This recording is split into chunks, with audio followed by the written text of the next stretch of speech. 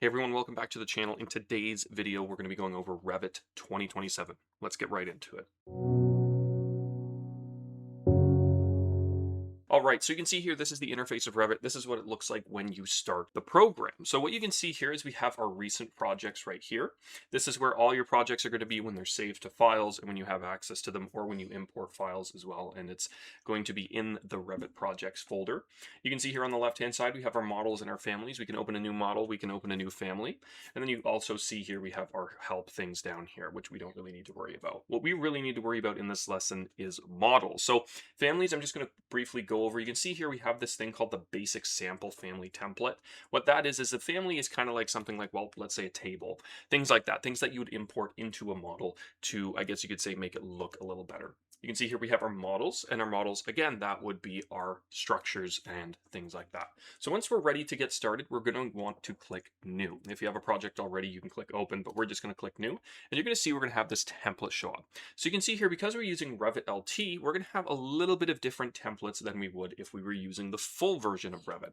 When you're using the full version of Revit, you have a few different things. When you're using Revit LT, you just have residential types of templates, or sorry, architectural templates. So you can see here we have a metric, commercial, and residential. We're just going to do a residential imperial for what we're doing. You can also browse, so you can click browse, and it's going to bring you to a browser, and you can just go through and select the different templates there is. It's going to default to this folder right here, and you can see what is available to you, and you can actually put some in here as well if you download them. So that's how you get that started. It's going to ask you, do you want to create a new project or a new project template? So again, these are the template files. We don't want to create a new project template. We just want a new project. We click OK, and then Revit is going to start. So it's going to take a few moments to start, and as it loads, you're going to see we're going to be met with this nice screen here. So you can see here, we're going to go over the ribbon first. So you can see up here what we have is we have our ribbon. You can see we have architecture, we have structure. If you're using the full version of Revit, you have a few more.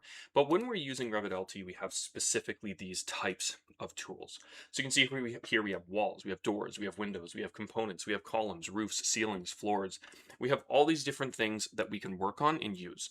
The main difference between Revit LT and the full version of Revit is the lack of structural tools and other types of tools for like MEP and things like that.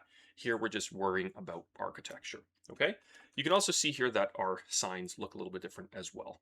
If you come over here, you're going to see we have our properties palette. So what this does is this is what the currently selected object, what its properties are, and then we have our project browser down here as well. So the project browser is where all of your drawings and sheets and everything are going to go.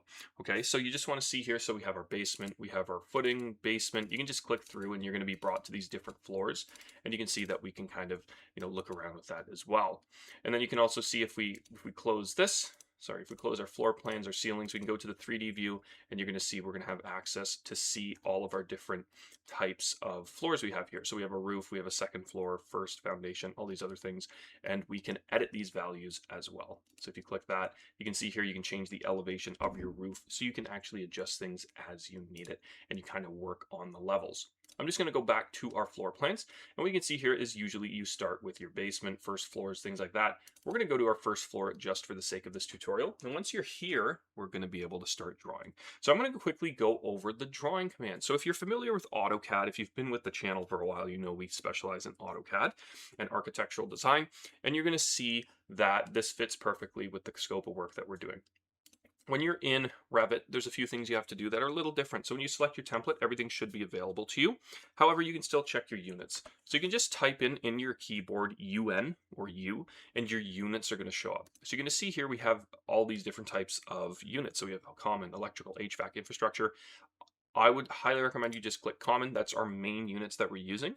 And you can go through and you can actually adjust and change how things work. So you can see here, because we clicked the imperial, everything is in feet and inches. If you clicked metric, it would be in the metric system, but that doesn't stop you from just clicking this, and you can actually go through and change it to the metric as well, if that's something you want to do later on in your project. So just make sure everything looks good, and then you're ready to go. Click OK, and we can start drawing. Okay, so now that we have the interface down pat, what I want you to do is go to your first floor. So just click on your first first floor, open it up, and it should be right up here. If you have the other ones open like I did, you can just click the X and it will close them. Okay, so the next thing we want to do is go to our architecture tab. Once we're in the architecture tab, we're going to go to our walls. You can see if we click the drop down menu, we have wall architectural, wall structural, in place wall. We're just going to do wall architectural, and then our modification tab will open up here and it says modify place wall. So the next thing you can see here is my properties are kind of disappeared. If yours did the same thing, don't worry, it's easy to come back. You just click modify again, like where we are now. We just open our walls, we click properties, and then our properties will open. So once our properties are open, this is where we can really start setting our boundaries and our limits for our walls, as well as the types of walls we want. If you click on the wall drop down here, you're going to see we have all these different types of walls here. Okay, so we have exterior shingle over brick with wood stud. We have soffit, retaining interior walls, generic walls, filled, generic masonry. We're just going to go through and we're just going to draw basic walls. I'm going to do in a generic 6-inch wall, which is the base one. And you can see that that's how that's going to work. And then we're going to go here, and we're not going to touch any of the offsets or anything or the line locations yet. You can see our unconnected height is going to be 20 feet. We're just going to leave it, and I'm going to show you how to modify all that as well. So what you want to do is you literally just click where you want your wall, and you draw it how you want to do it, okay? You can draw it at angles, you can draw it side to side. Although one thing I will note is if you hold Shift, it's going to make it so you're only drawing in 90-degree angles, okay? So what you want to do is you just kind of want to draw around, and we're not making an actual drawing here. But you can see here, if we go all the way down, we're going to be met with these blue dotted lines. So what these blue dotted lines do is they allow us to just, well, line things up with what they need to be lined up with. So you can see here, we're lined up with our bottom wall that is on the left-hand side. So we can just click here, and then we can just draw around. If you've used AutoCAD, very intuitive. It's actually quite easier than AutoCAD, because again, if you're using AutoCAD, you'd have to use your offsets, but here we don't have to do that, okay? So once that's done, we can just click Escape, and our walls are gonna be here. If we wanna see what it looks like in 3D, you can just come down here to your project browser, click on the 3D view, and you can see what your wall looks like. So you can just go around and you can actually see what level it's at. You can see it's on our first floor, and it starts on the first floor, and then it goes all the way up. And again, our wall is 20 feet, right? So what we want to do is we want to maybe adjust this. So if you want to see how you can adjust that, what you want to do is you just want to click your wall. You can actually select multiple walls at the same time. So if you hold Control, you can actually go through, select your walls like I am. Usually you want to select the lines on it. Just make sure that it's highlighted. And then we can come here and we can adjust all of the parameters for these walls. So you can see here our line location again is the wall center line, but our top unconnected height is 20 feet. It's pretty tall for a wall, but let's say I want my wall to be, I don't know, 10 feet. I just type in 10, I press enter, and then it will automatically shrink my wall and everything's going to look good. Okay, so I can just come here and I can adjust it as I want, or I can click apply and it's going to apply that change as well to my walls. So another thing to keep in mind too, we're going to go back to our 2D view, and that's when you're actually doing the drawing. So I'm just going to delete this. So to delete that, you can literally highlight it like I did. So much like AutoCAD, when you're using the mouse, I completely forgot to do the mouse commands. If you use the middle mouse, you just click and you move around by holding the middle mouse button. So that's going to allow you to move around like this. And then if you want to, select properties and everything, you obviously right click. And then when you're selecting your objects, you have two options. So I can start from the left here, and I can hold my mouse and I can drag it across and I can highlight everything. But you can see I have to select everything and it has to be in that box, right? But if I do that from the right-hand side, you're going to see I have a dotted line instead of a full line. So you can see how that's like a full line. You can see how that's a dotted line. Everything that I touch in this case is going to be highlighted instead of having to fully encapsulate it. So again, like I said before, I have to go and fully do the whole thing here when I pull it from left to right. But if I go from right to left, I only have to touch those lines in order to make it work. Okay, so that's really important. So then what I'm going to do is I'm just going to press delete on my keyboard, and it's going to erase that. So we're going to get started again with another wall. So I'm just going to click on my wall. And then what I want to do is I want to put my wall down. So again, you can see here we have a dotted blue line in the middle of our wall. That is the center line. That's the line location. Now the thing is, when you do that, it's going to be drawing from the middle of that. But if I go to my line location and I do core center line, it's going to be, well, in this case, it's going to be the same. But if you're doing complex walls, the core center line is different than the actual wall center line, because it's going to be where the core of the wall is. So if I have shingles or whatever on one side, it's not going to count that as part of the object, I guess you could say, as part of the core. It's only going to be this part. So if I go to a more complex wall, let's say I go over here and I do core center line and I click and I draw it, you can see here that my center line has dropped, and that's because the core is on the bottom. And you can just go and you can just click, and that's going to be how that draws. And then I'm going to go back to our basic wall here, the generic 6-inch. And then what we're going to do is we're going to go and click on the finish face. You can do finish face exterior, finish face interior. So again, if I do exterior and I start drawing, you're going to see that my dotted line is now on the exterior finished face. And then I can also do the interior finished face as well. And you can see that it's on the other side now. Yeah, and then for your actual flipping between interior faces and exterior, just draw your line here and then you can click on the space bar and that's going to rotate it out for you. First thing you want to do again is your walls. We're going to stay on the first floor plan. So I'm just going to go here, click my wall, have my properties open, and I'm going to go through and I'm going to create, let's say, an exterior brick on wood stud here. And then what I'm going to do is I'm just going to draw, let's say, a 20-foot by, let's say, 20-foot shed. So much like AutoCAD, when you're going through and you're doing your dimensions, you can actually, yeah, you can just go and use your mouse to select the dimension that you want, or you can start typing and you can just put down 20, and then I want to do 20 inches. Let's say I want to do, there's 20 feet, and then we do 6 inches. That's what I type, enter, and it's going to make it 20 feet 6 inches. With Revit, you don't really have an issue with your angles. Revit's pretty good with that. But yeah, you can go through and you can change those as well. What you're going to see here, I'm just going to go 20 by 6. I'm just going to do a nice square here, and I'm just going to round it out. And that's how you do that.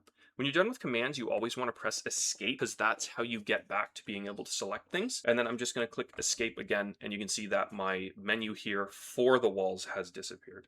Okay, so what you want to do is, again, you want to go through and make sure your walls are how you want them to be. You can see when you select your wall that there's going to be options here. You can see where the connections are. See, there's a joint, you can disallow them. And then there's also, you can change the wall's orientation as well. So that would be the exterior or the interior. And then if we want to actually check everything, and then we can go through and change our visual style to a more realistic tone as well. And then what we'll do is we'll go to our 3D view and we're going to see how that looks. And you can see that's how it looks, and you can see it's rendering the brick on it as well. So we're going to go back to the first floor. I'm actually going to change this back to wireframe, just so that we're not, so we can easily work on it. And then I'm going to make the unconnected height. Let's just make it 10 feet. And then I'm going to click apply, and then now they should be the size I want. I'm going to go check in 3D, and yeah, they're 10 feet for sure. Okay, so we've got our main building here. We've got our little shed. What do we do now? Well, we need to add doors. So same kind of thing with the walls. You click door, and you can see we have all these different types of doors available. You're going to have a massive menu of these. You can even import them if you want to, but that's time for another tutorial. So just click on the door you want. We have double glass door. We have single raised panel doors. We have a sliding closet. I'm just going to do a single door. We're going to do 36 by 80. And then what you can do is you can actually change your door sides and everything like that once you put it in. So let's say I want to center it. You can see here Revit gives you the dimensions on both sides of the wall, so you can center it pretty easy. I'm just going to click my door there. Let's say I want another door here, and you can see, okay, 10, 2, and 9/16. I can click that, and there we go. So another thing too is when you go through and you select these, you can flip the orientations. You can see these little arrows allow you to flip the orientations, and they allow you to have it so that the doors open which way you please. And that's how that would work. Okay, really useful, really nice to know. And that's how you do your doors. You can also go through, if you select your doors, and you can go and you can change the head height, the sill height, all these different types of things. I'm not going to change that on this. And the same kind of thing with windows. So just come up here, go to your windows, and we're going to see we have all these different windows available. Just click on the windows you want. Let's do a somewhat big one, and let's put one, let's see, 4 feet from here. Do I want to center it? Yeah, let's center it. So I'm just going to go and make sure that my numbers match up here. And there I have my windows. And then, maybe I want to do a few more windows. So I'll just, I'll do my best to line this up here. And then I will line that up as well. And then, maybe I want one here as well in the center. and I want one in that center as well. And then when you're done, you just, again, keep pressing escape. You might have to do it once or twice in order to make it work. And then we have our windows, we have our doors, and we have our walls. If we go and check the 3D, this is what our drawing now looks like. So the thing with windows too, though, is you can actually select your window and you can change your sill height. So you can see mine set to 1 foot, and that would be that dimension there. It's very hard to see with what we're using right now. We can see that says 1 foot, and then there's 3 feet between the top and the bottom. I can actually go here, I can change that. Let's say I want to make it 2. I press enter, it should apply it, and you can see that it was raised. So I can actually go through, I can select all of my windows here, and then I can go and I can select 2, press enter, they'll automatically shift up. And that's what's really nice about Revit. I don't have to go redraw these. It'll just automatically adjust them for me. I can go here and I can actually change, the head level height and all these other things. I'm going to keep my sill height at 2.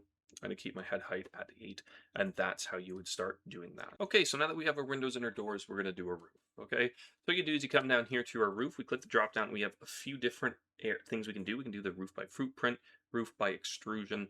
We're going to do roof by footprint. All you have to do, well, just go and save your project actually right now. I'm going to call mine YouTube example, because you're going to see Revit's going to do that sometimes. So we're just going to save it. And then we're going to go and make our roof. So just click on your roof. And we want to make sure that it's on the exterior face. And then we can go here and we can define how everything looks too. So what you can see here is I'm putting the roof on the first floor because I want to show you what this kind of does. Let's actually click on the basic wood rafter 10-inch roof here. And let's go here and we're going to just, once everything looks okay, we have it defined. We're going to click finish edit mode. And it's going to say, would you like to attach the highlighted wall to the roof? Yes, it's going to give us an error and it's going to say, why can't we do that? We're going to click cancel and you're going to see that we have our roof here. So you're probably wondering, why doesn't our roof work? Well, if we go to 3D, our roof is on the floor. So how do we fix that? Well, what you can do is you just come up here, you can see what is the base level for the roof, and you just put it on the floor above. So I'm going to do the second floor. It'll update in a minute when I click apply, and our roof is going to be where we need it to go. Okay, obviously you're going to want to put it on the roof layer of wherever you have it set to, and then we can go and we can actually make sure that it is lined up and that it looks good. And you can see here that it does look okay, right? And we have our roof, and we can actually go through and we can see the properties for our roof. You can see what type it is. We have rafter, we have truss.